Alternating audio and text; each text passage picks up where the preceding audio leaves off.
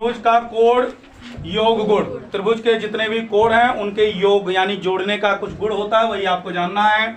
इसमें पहला परिमेय आपका क्या आता है, किसी त्रिभुज के कोणों का योग 180 अंश होता है। अक्सर टीचर आपको रटा देते हैं, किताब और प्रकाशन लिख के दे देता है कि किसी भी त्रिभुज के तीनों कोणों का योगफल बराबर 180 अंश। लेकिन हम यहाँ पर ये चीज करके आपको प्रैक्टिकली सिद्ध करेंगे कि हाँ ये चीज होता है। इसके लिए हम आपको बोर्ड पे लिख रहे हैं और बता रहे हैं।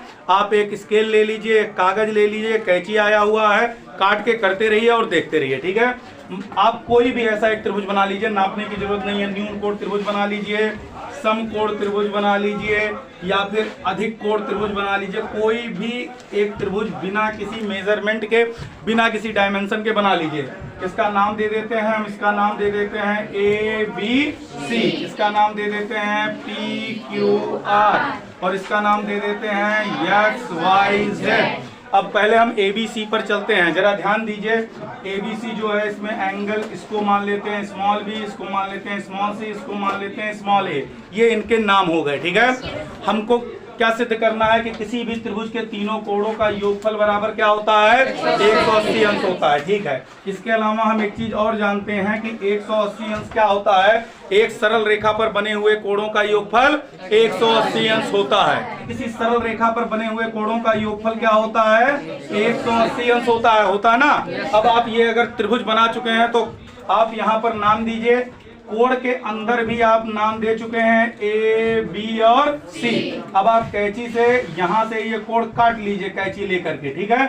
और इसकी कोई एक लाइन उठा करके इस पर रखिए। मान लीजिए ये लाइन हमने यहाँ रखा और ये ऐसे आ गया, ये आपका क्या हो गया, कोण C हो गया, ठीक। फिर आप यहाँ से ये कोण काट लीजिए और इसकी भी दो भुजाएं होंगी, ऐसे V शेप में आपको मिलेगा।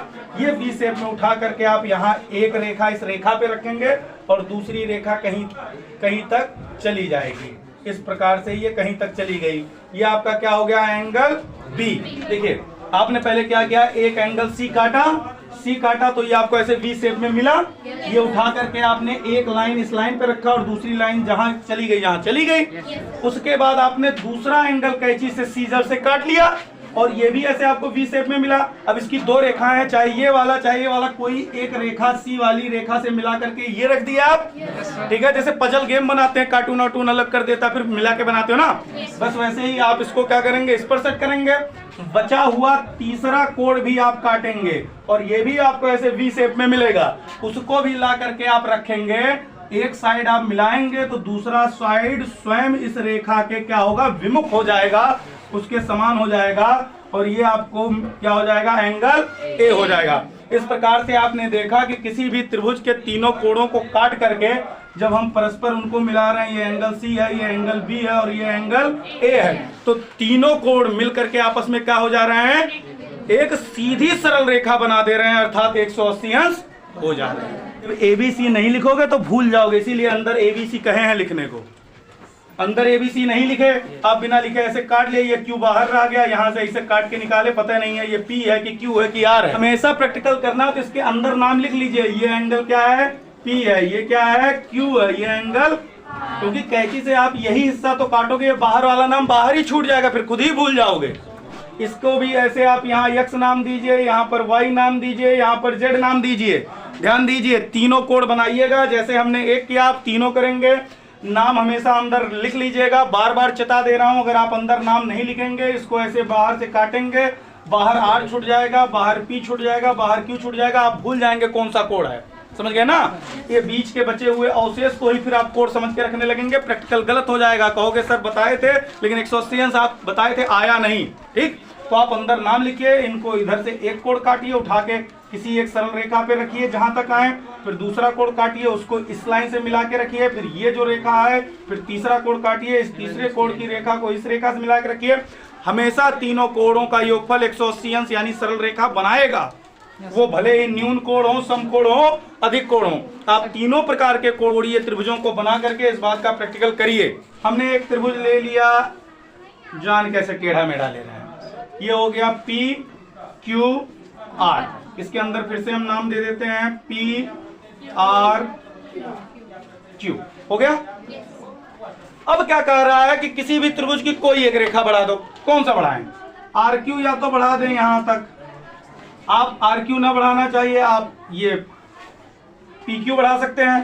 कोई भी रेखा आपने बढ़ा दिया, ठीक है, कोई भी एक रेखा जब आप बढ़ा देंगे, मान लीजिए हमने पी क्यू बढ़ाया, आर क्यू हम 2 बार करके इसलिए दिखा रहे हैं कि ऐसा नहीं है कि एक ही होगा, आप इसको इधर भी बढ़ा सकते हैं, आप इस रेखा को इधर भी बढ़ा सकते हैं, लेकिन सब एक साथ समझने लगेंगे तो सब भूल जाएंगे। किसी एक को पकड़ के समझ लीजिए, तो इन दोनों को मिटा देते हैं, इस ऊपर वाली रेखा से समझ लेते हैं। ये क्या आपसे कह रहा है कि जब कभी भी एक रेखा को आप क्या कर देते हैं, बढ़ाया जाता है, तो उस इस प्रकार से बना बहिष्कोण, बहिष माने क्या होता है कि बाहर का कोण, ये जो बाहर बन रहा है, मान लीजिए हमने इसको कहां तक बढ़ा दिया, y तक, ये बाहर हमारा क्या बन रहा है, आर क्यू वाई। ये कोण जो होता है ये अंतः यानी अंदर के इन दोनों कोणों के योगफल के बराबर होता है।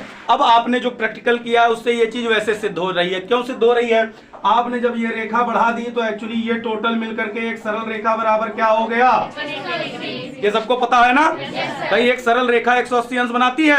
अच्छा, इस रेखा, ये रेखा जैसे ही बाहर बढ़ी, इसने टोटल मिलकर के क्या कंप्लीट किया, 180 डिग्री। और इसमें कॉमन क्या है, इसमें एक कोण, त्रिभुज के 3 कोणों का योगफल 180 होता है, ये हमने सिद्ध किया है। इस 180 में से क्यू तो कॉमन है और कोण 2 आ जाए जो इसके बराबर हो जाए, तो यानी जो यहाँ पर उपस्थित है उसको छोड़ करके बाकी जो दोनों कोण बचेंगे वही यहाँ पर आए तो वो इसके बराबर होता है। ऐसा हमने प्रैक्टिकल में करके देखा है। इसीलिए यह परिमेय कहता है कि जब कभी भी किसी त्रिभुज की किसी एक रेखा को हम बढ़ा देंगे तो उसके बाहर का बना हुआ बहिष्कोण उनके अंतः विमुख कोण, यानी इसके सामने के अंतः है और विमुख है, इसके विपरीत है ना, ये बाहर है ये अंदर है, ये उत्तर है तो ये दक्षिण है, ये पूरब है तो ये पश्चिम है, समझ गए ना, अंतः विमुख कोणों के योग के बराबर होता है। बात कोई डाउट बच रहा है किसी के दिमाग में? भाई तीनों मिलके 180 कंप्लीट कर रहे हैं, तो तीनों मिलके 180 कर रहे हैं और ये भी 180 कर रहा है, उसमें एक कॉमन है ही, तो शेष 2 और आ जाएं, यानी ये दोनों हमेशा इसके योगफल के बराबर होंगे। अब एक थोड़ा सा सीधा चित्र बना के समझा देते हैं।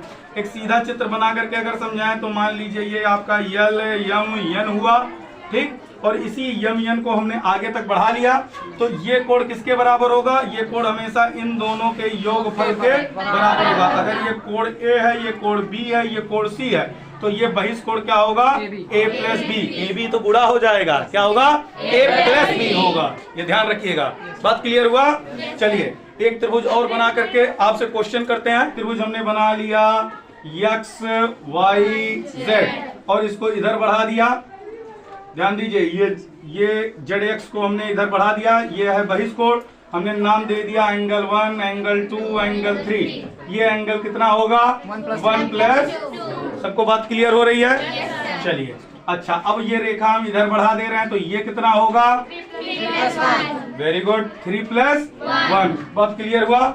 ये एंगल इधर बढ़ा दे रहे हैं, अब ये कितना होगा, 2 प्लस 3, 3 प्लस 2 ना एक ही है। इसी को क्या कहते हैं, क्रम विनिमय का नियम। क्या कहते हैं, क्रम बदल जाए तो भी योगफल बराबर होता है। 3 धन 2 भी 5, 2 धन 3 भी 5। तो आप एंगल 2 प्लस 3 बोलिए, 3 प्लस 2 बोलिए, आना उतना है, ठीक है, ठीक है। इस प्रकार से अगर इस रेखा को इधर बढ़ाए होते तो इसका मान मतलब जो साथ है उसके अलावा दोनों को जोड़ लेना है, 1 प्लस 2। क्लियर? Solve exercise 6.